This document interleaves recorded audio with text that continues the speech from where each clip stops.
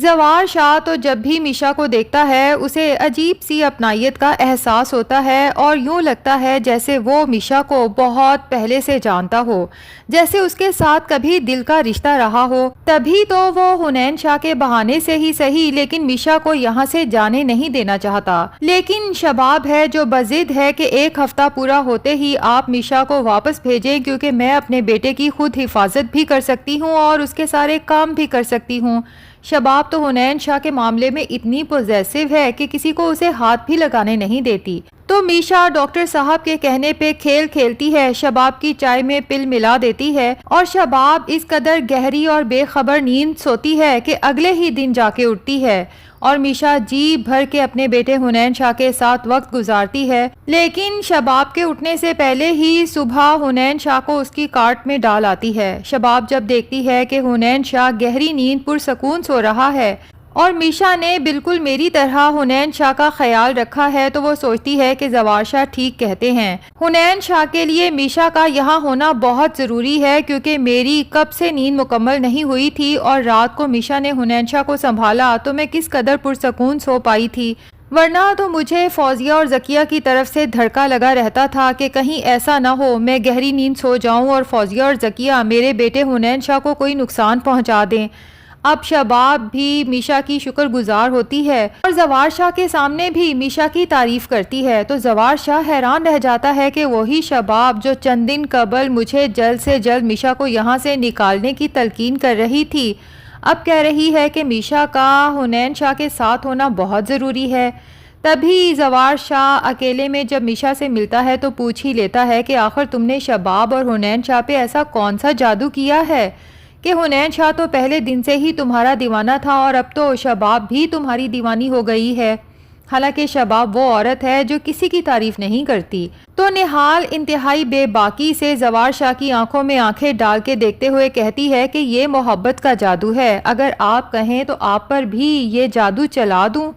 زوار شاہ میشا کی آنکھوں میں غور سے دیکھتا ہے اور اسے ایک دفعہ پھر وہی احساس ہوتا ہے جیسے ان آنکھوں میں پہلے بھی کبھی دیکھا ہو، جبکہ میشا نوٹ کر لیتی ہے کہ زوار شاہ اس کی آنکھوں میں کھو چکا ہے تو کہہ ہی دیتی ہے کہ اتنے غور سے ان آنکھوں میں نہ دیکھیں، کہیں آپ کو مجھ سے پیار ہی نہ ہو جائے۔ اب ادھر فوزیہ اور ذکیہ جب دیکھتی ہیں کہ شباب ہم سے بڑھ کے میشا پہ ٹرسٹ کرنے لگی ہے تو شباب کا ٹرسٹ شیک کرنے کے لیے اسے بتا ہی دیتی ہیں کہ ہم نے بارہا میشا اور زوار شاہ کو آپس میں باتیں کرتے ہوئے اور زوار شاہ کو بہت محبت پاش نظروں سے میشا کی طرف دیکھتے ہوئے دیکھا ہے۔ اب ہم سے ضد لگا کے آپ نے تو میشا کو حنین شاہ کے لیے رکھ لیا ہے، لیکن کہیں ایسا نہ ہو کہ کل کو آپ کو ہی پچھتانا پڑے۔ اس وقت تو شباب کو فوزیہ اور ذکیہ کی بات فضول لگتی ہے کہ زوار شاہ کا ٹیسٹ اتنا بھی برا نہیں کہ وہ گھر کی ملازمہ پہ نظر رکھیں، لیکن جب سب لوگ کھانے کی ٹیبل پر موجود ہوتے ہیں تو میشا جان بوجھ کے وہاں سے گزرتی ہے، جبکہ زوار شاہ پوچھ لیتا ہے کہ میشا تم کیا کرنے جا رہی ہو،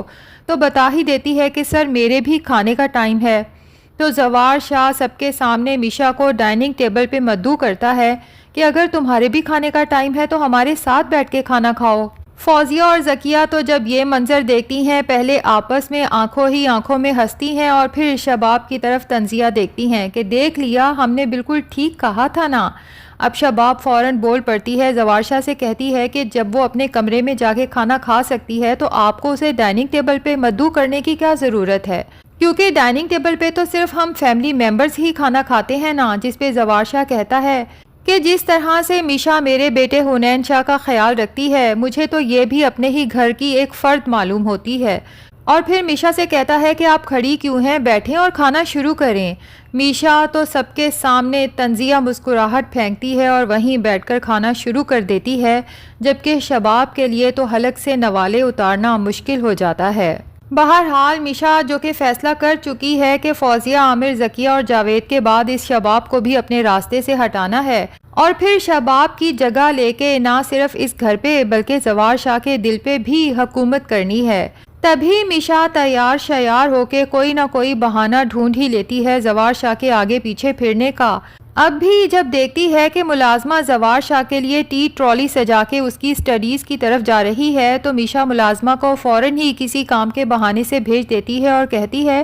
کہ سر کے لیے چائے میں لے جاتی ہوں، جبکہ زوار شاہ میشا کو چائے لاتے ہوئے دیکھتا ہے تو کہہ ہی دیتا ہے کہ بھلا آپ کو یہ تکلف کرنے کی کیا ضرورت تھی۔ تو میشا کہتی ہے کہ جس طرح آپ نے سب گھر والوں کے سامنے مجھے ڈیفینڈ کیا، میں بس اس کا شکریہ ادا کرنا چاہتی تھی کیونکہ مجھے سچ میں بہت اچھا لگا۔ زوار شاہ تو میشا کی اس بات پہ کھل کے مسکرا دیتا ہے اور پھر اپنے دل کا حال بیان کر ہی دیتا ہے کہ میشا پتہ نہیں میں جب بھی آپ کو دیکھتا ہوں مجھے ایک عجیب سی اپنائیت محسوس ہوتی ہے، میں آپ کے بارے میں مزید جاننا چاہتا ہوں، اگر آپ برا نہ منائیں تو پلیز مجھے اپنے بارے میں کچھ بتائیں۔ جس پر میشا کہتی ہے کہ سر مجھے لگتا ہے کچھ چیزوں پر پردہ پڑا رہے تو زیادہ اچھا ہوتا ہے، کیونکہ اگر سب کچھ پتا چل جائے تو انسان اپنی انفرادیت کھو دیتا ہے۔ زوار شاہ میشا کی بات پہ مسکراتے ہوئے سوچتا ہے کہ میشا تو بیوٹی ود برین کی جیتی جاگتی مثال ہے، جبکہ میشا زوار شاہ کو خیالوں میں کھوئے ہوئے دیکھتی ہے تو کہتی ہے کہ میں اپنی انفرادیت کھونا نہیں چاہتی۔ دوسری طرف شباب جو شدید غصے میں اپنے کمرے میں موجود ہوتی ہے، زوار شاہ جب روم میں جاتا ہے تو شباب شروع ہو جاتی ہے کہ آج آپ نے ڈائننگ ٹیبل پہ جو کچھ کیا مجھے بالکل اچھا نہیں لگا، جس پہ زوار شاہ کہتا ہے کہ میں نے صرف میشا کو کھانے کے لیے انوائٹ کیا تھا، اس میں اچھا برا لگنے والی کون سی بات ہے۔ تو شباب زوار شاہ کو سمجھانے کی کوشش کرتی ہے کہ نوکروں کو زیادہ سر پہ نہیں چڑھانا چاہیے ورنہ وہ سر پہ چڑھ کے ناچنے لگتے ہیں۔ زوار شاہ کو شباب کی یہ بات سن کے شدید غصہ آ جاتا ہے اور وہیں پر کہتا ہے کہ شباب بس، کیونکہ میشا کے لیے نوکر کا لفظ استعمال کرنا زوار شاہ کو بہت ہی برا محسوس ہوتا ہے۔ اور اب تو زوار شاہ جہاں بھی میشا کو دیکھتا ہے اس کے پاس پہنچ جاتا ہے، باتیں کرنے کے بہانے ڈھونڈتا ہے۔ میشا بھی جب زوار شاہ کو اپنے آس پاس دیکھتی ہے تو کوئی نہ کوئی ایسا بہانہ تلاش کر ہی لیتی ہے کہ زوار شاہ اس کی طرف مزید متوجہ ہو۔ یوں ہی ایک دن گرنے کی ایکٹنگ کرتی ہے اور زوار شاہ فوراً آگے بڑھ کے اسے سنبھال لیتا ہے اور میشا کو سمجھاتا ہے کہ میں نہ ہوتا تو آپ بہت برے طریقے سے گرتی، اس لیے سنبھل کے چلا کریں، جبکہ میشا زوار شاہ سے کہتی ہے کہ مجھے پورا بھروسہ تھا کہ اگر میں گروں گی تو آپ مجھے سنبھال لیں گے۔ زوار شاہ حیران ہو کے میشا سے پوچھتا ہے کہ تمہیں مجھ پر اتنا بھروسہ ہے؟ تو میشا کہتی ہے اس سے بھی زیادہ، یقین نہ آئے تو آزما کے دیکھ لیں۔ اتفاق سے فوزیہ اور ذکیہ یہ سارا سین دیکھ لیتی ہیں اور اسی لمحے فیصلہ کر لیتی ہیں کہ اس سے پہلے کہ پانی سر سے اوپر جائے ہمیں اس میشا کو اس گھر سے نکالنے کا بندوبست کرنا ہوگا۔ بہرحال زوار شاہ جب وہاں سے جاتا ہے تو فوزیہ میشا کے سر پہ پہنچ جاتی ہے اور اسے کہتی ہے کہ یہ جو کھیل تم کھیل رہی ہو نا، اس میں ہم تمہیں کبھی کامیاب ہونے نہیں دیں گے۔ تو میشا فوزیہ پہ طنز کا تیر پھینکتے ہوئے کہتی ہے کہ میں تو کوئی کھیل نہیں کھیل رہی، ہاں البتہ جن کا ذہن گندا ہو نا انہیں ہر چیز میں گندگی ہی نظر آتی ہے۔ میشا کی بات پر تو فوزیہ کے تن بدن میں جیسے آگ لگ جاتی ہے کہ گھر کی ایک ادنا سی نکرانی لیکن اس کی اتنی جرت کہ مجھے اتنی باتیں سنا دے۔ دوسری طرف شباب بھی اب میشا کی طرف سے انسیکیور ہونے لگی ہے تو وہ گاؤں سے حنین شاہ کو سنبھالنے کے لیے ایک لڑکی منگوا لیتی ہے اور زوار شاہ سے کہتی ہے کہ اب آپ اس میشا کو واپس بھیج دیں، مجھے حنین شاہ کے لیے میشا کی ضرورت نہیں رہی۔